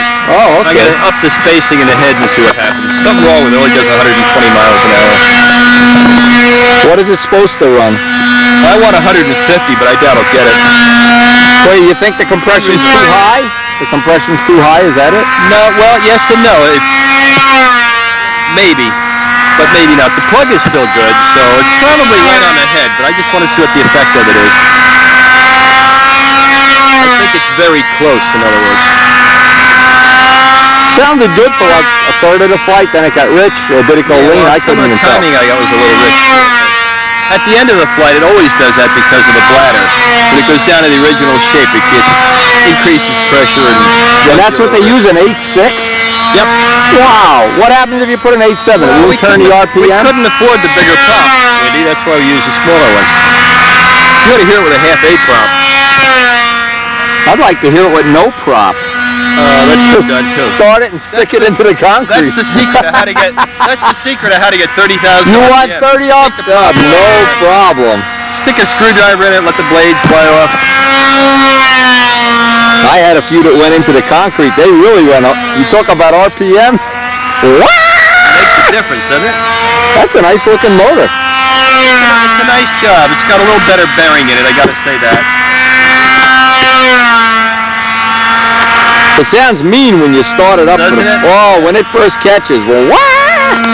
You got to wear those earmuffs. Oh, yeah. I do anyway. I don't know. Maybe you got better ears than I do. It's hard even following it with the camera. It's hard to follow. In the air, you mean? Yeah, when you're maneuvering it. I'll have to tell you what I'm going to do. No, I can do it. It's just difficult. I should repeat things. This last like week. the repetitive. Do a stunt pattern next time.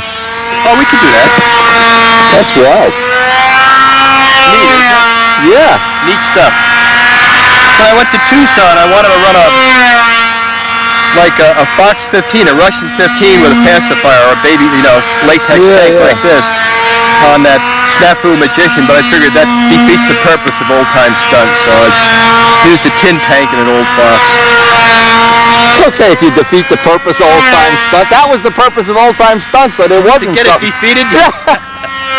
No, the purpose was to do what the hell you want without having a bunch of dumb rules that somebody made up. Could you still do that? Yeah, sure. I'm doing it right now. Look, a chicken. I'm here, ain't I? Yeah. Notice I use a glove on this one. Yeah, it looked mean when you were flipping it before. It had a mean look. Starts in one flip pretty often. I gotta go over it and do secret research. Uh-oh. Not really secret. Everything he does is a secret. What the hell's this plane? He took the motor out of the plane. What a great day for fooling around. Just fooling around. Sort of heavy head, yeah. I like to see what the head shape looks like. You ever seen a double bubble head? Yeah, of course. Oh, I'm curious. Did you ever make a full Hemi head out of one of these? Years ago. How did it work? Any good or? All right. Run a little. Never really pursued it. You really want to see the inside of this? Absolutely. You know what? Me too. Let's take it apart. Take it apart. What the hell are we doing this for if we can't take a motor apart for no reason at all? Take it off, yo. Oh, I better shut up. Like my washing machine. Does that thing have sound on it? Yes. Oh, then I ain't gonna say. I don't know if you remember the theater they had down Newark, near Newark College of Engineering. But they used to sing like that.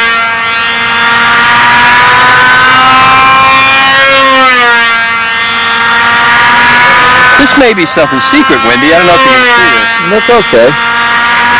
These tapes only go to 4 countries and to 65 people in the United States, so don't worry about it. Your secret is safe. Yeah, with all of these guys. My lips are sealed. The secret's safe with 50,000 guys. That sounds fair. Just the fact that anybody has a secret is reason enough to expose it. Exactly. Let's see. Okay, that came off. You saw I know all about that. I want to see the inside. I don't want to see that. Okay. I always like to put little marks on these things. What's the purpose of that? So you can line it back up? I get it near the same as it was. Oh wait, we'll put that up. We have company, dear. That's not a Hemi head. That's a squish band head. Double bubble. Well, I don't know. What do you call it? Wow, you double bubble, but this really is squish band head. Oh, this portion is squish band. We call it a double bubble. This edge here. You're not burning any fuel out at the edge there. It may have been detonating too. See the little dots? Yeah, see the edge around? You're not burning anything around the end. Which I guess is the whole seal. No, the end of the piston.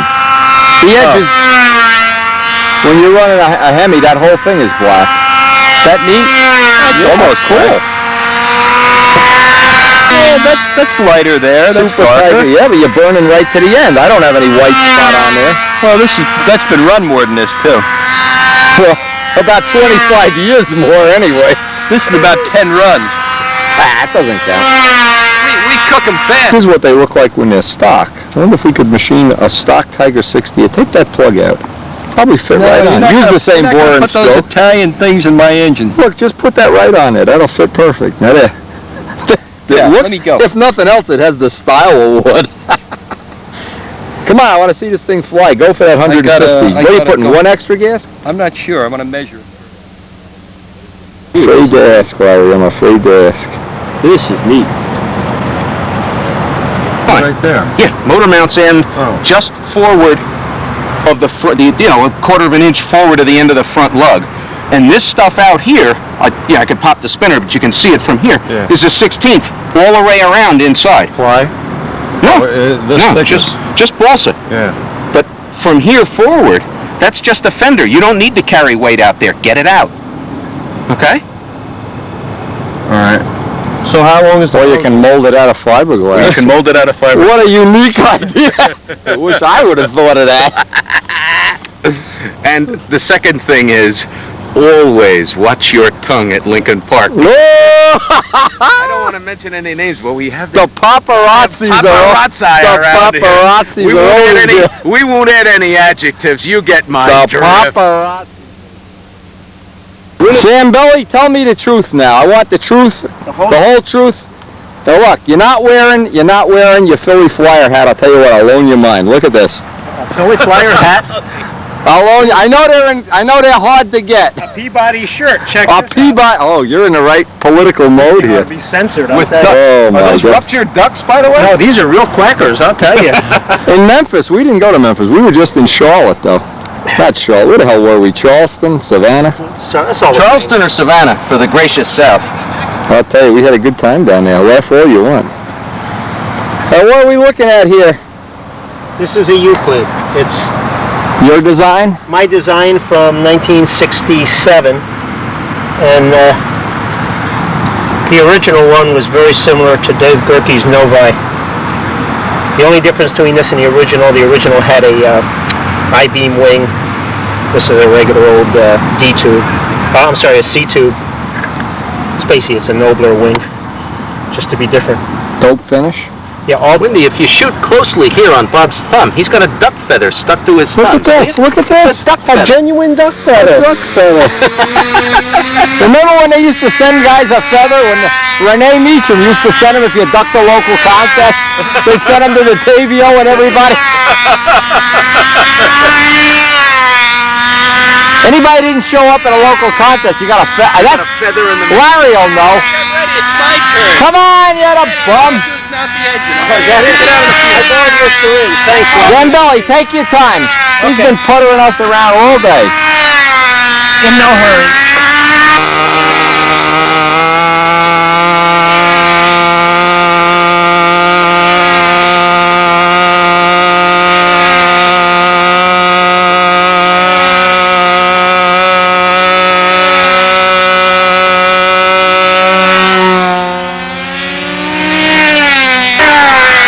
Zambelli, one of our local Philly Flyer lookalikes, decided not to wear my Philly Flyer hat.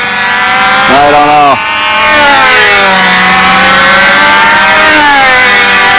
See, Bob is real concerned about being politically correct, so he figures if Peabody's up here, he's got a Peabody shirt,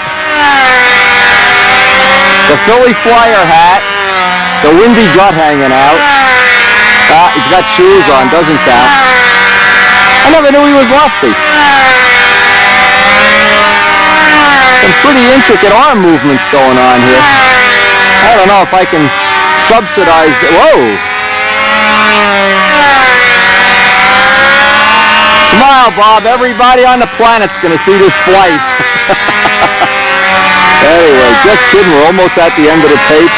And we have had a fun day. Tomorrow is the old-time stunt contest. And if they don't have me judge, I'll shoot some footage if they have me judge. But the week after that is the big stunt, big event. And it's going to be capped off by entering the Seafire in scale. We're going to see if we can irritate the scale people enough that they'll throw me out of scale. Anyway, it would be a nice way to end the season, and it'll be a lot of fun.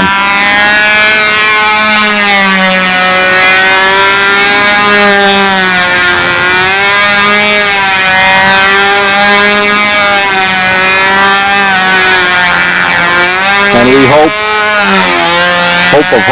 when we get home, the last of the nobler cows will be cured. We can pull out of the mold, make another one, demonstrate them tomorrow, show them off a little bit, try to generate some business for Mr. Brodak, and hopefully get that nobler done. Man, we're working on that thing night and day. As I speak, Kenny's home sanding it. Get that sucker done. I'm ready. I'm ready for some nobler technology.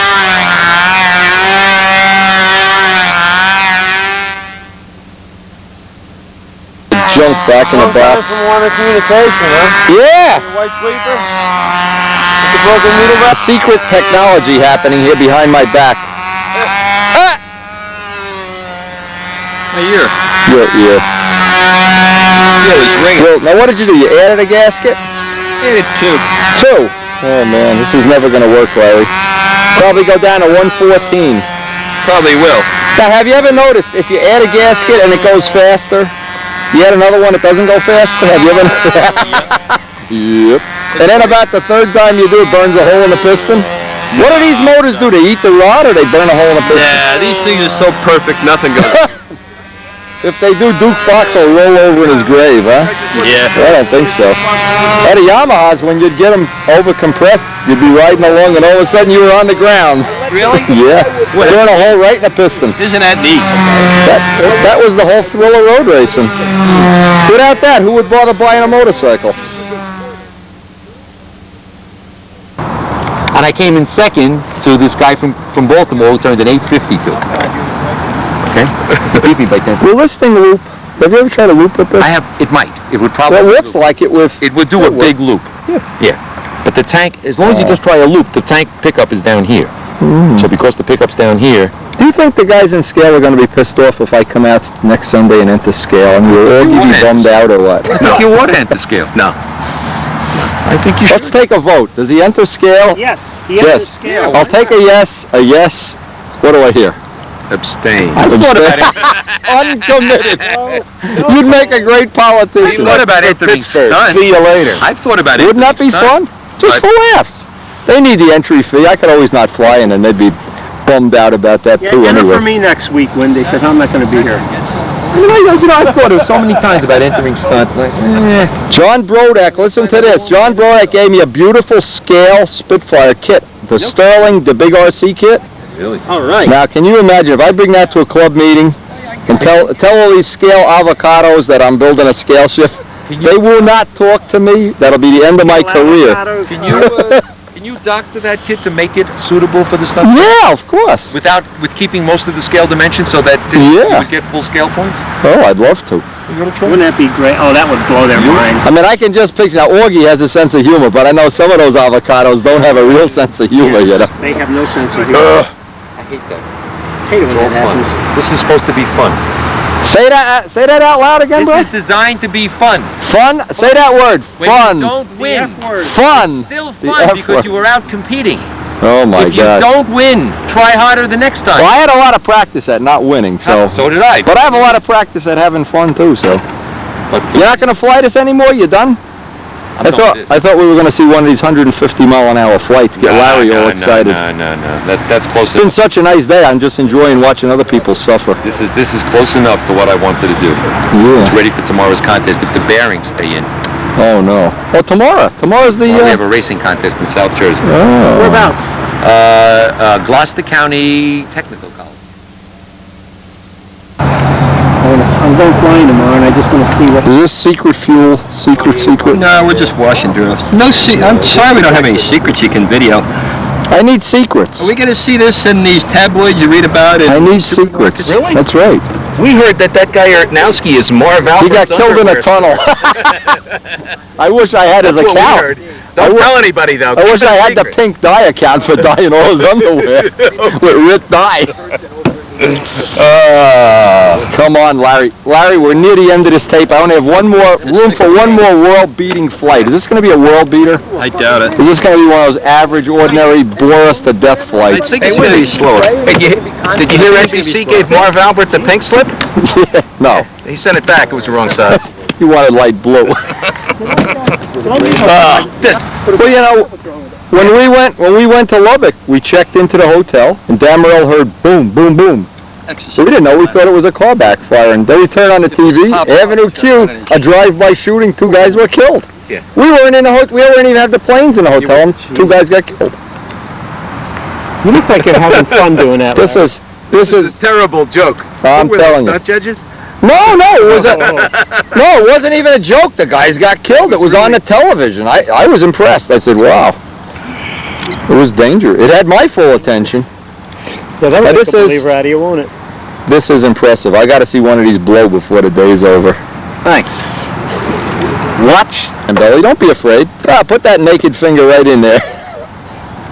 You got 9 other ones. Winnie, you know, FYI, about a month ago, we had one of these doggone things. They start without the battery. It started when we put the battery on. Whoa! Did not touch the propeller. Wow! And Larry let go of the Whoa! line.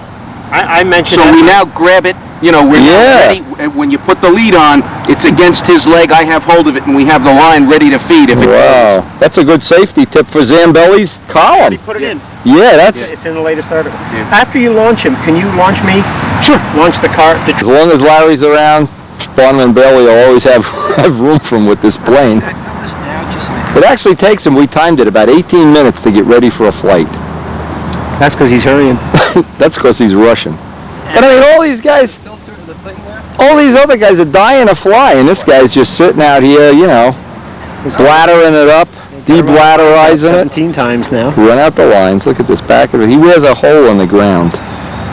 It's unbelievable. If you've never witnessed a Larry Skurinsky flight in real life, you're in for a treat. You're going to the airport tomorrow? I don't know where it is. Actually, we are ending what really was a fun day. Even though we only had about 15 people here, we have really had a good day. And it's good, geez, with all the work the last 2 weeks, we've been struggling along trying to get the Nobler finished. So it's really good to get out and get greasy and get dirty, get home, take a shower, get fumigated. Now he's got this double head gasketed. We can get up to 26,000 again.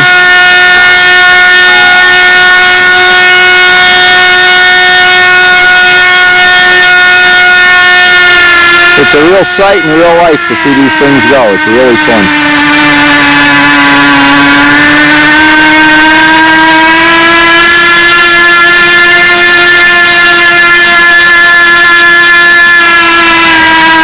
World champion carrier flyer Brian Silversmith looks in pokes his nose in. Nobody knows. But I know one thing for sure, we had a great day. We'll get out here tomorrow for the contest, and it's been a fun one. The weather was just outstanding. Trees are just turning. God, even the trees in Rutherford are just beautiful.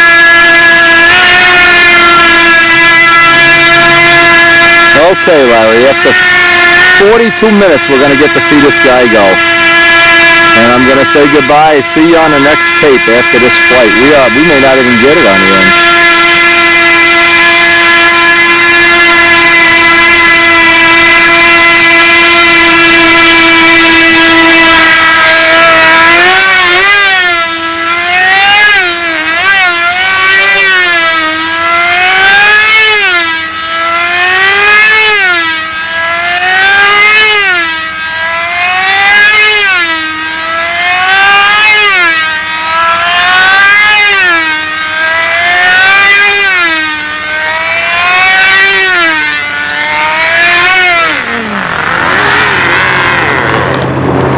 Oh boy, was that worth waiting for. I think he's trying to hit us.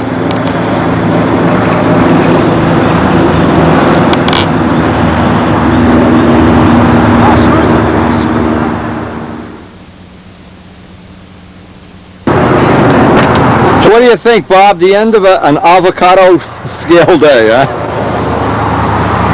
Yeah, well, somebody's obviously going to sue you. Oh, that's okay. I've been sued before. Sue this. I've been sued before. Okay, there's that. Now, there's a key to the cap. Boy, it's always so good to be back in the tree-lined streets of Rutherford.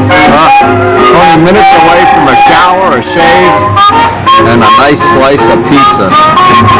Pepperoni pizza.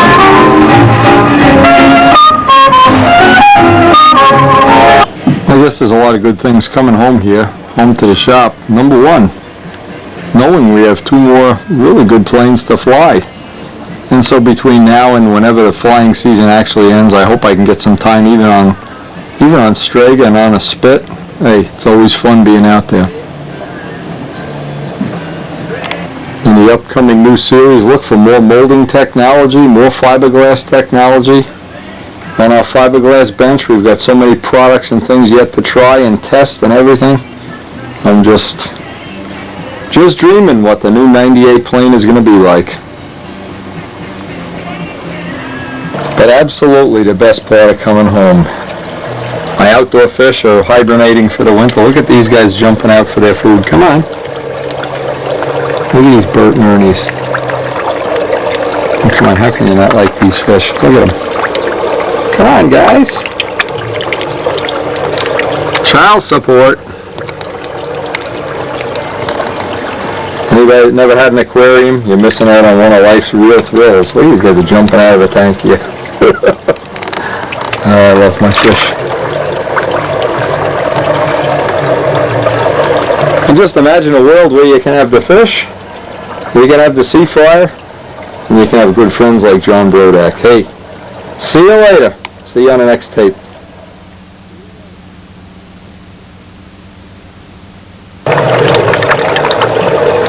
Bert and Ernie.